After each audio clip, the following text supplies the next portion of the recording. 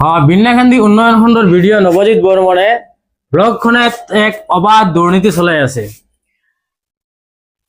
বিশেষকে ডবকা হস্পিটেলৰ এটা কাম MLA ADSৰ পৰা MLA ফাউণ্ডৰ পৰা কৰিছিল 10 লাখ টকাৰ মাৰ্কেট সেট এখন।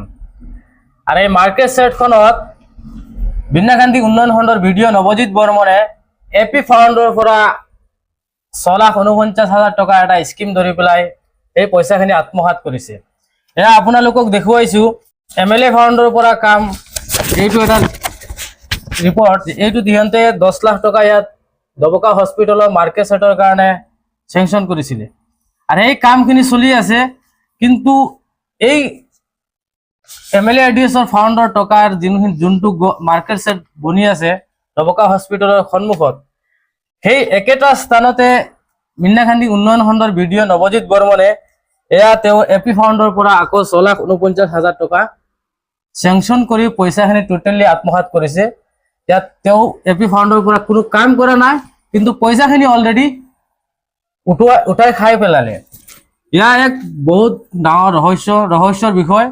আৰু দ্বিতীয়টো কথা হ'ল যে এই যোনখন মাৰ্কেট সেটত তেওঁ AP ফাউণ্ডৰ পৰা পইচা ধৰিছে, যোনটো কাম হৈছে, এই কামটোত একচুৱেলি AP ফাউণ্ডৰ 15 ফাইনেন্সৰ যোনখিনি টকা, সেই পইচাখিনি অকল গ্ৰাম্য অঞ্চলত ৰাখিব লাগে, কিন্তু এই টকাখিনি তেওঁ টাউনত ব্যৱহাৰ কৰিছে, যোনটো মিউনিচিপালিটি বৰ্ডৰ এৰিয়াৰ হয়। এই মিউনিচিপালিটি বৰ্ডৰ এৰিয়াৰ তেওঁ গ্ৰামাঞ্চলৰ পইচা আৰু ইয়াত ইউটিলাইজ কৰিছে। গতিকে এয়া এক বহুত ডাঙৰ ৰহস্যৰ বিষয়। গতিকে আমি মুখ্যমন্ত্ৰী মহোদয়ক যোৱা 1 তাৰিখত যমুনামুখত অহাৰ পিছতো মই অভিযোগ দিছিলো এই সন্দৰ্ভত যে বিন্যাখান্দি উন্নয়ন খণ্ডৰ ভিডিঅ' নৱজিৎ বৰ্মনে বিভিন্ন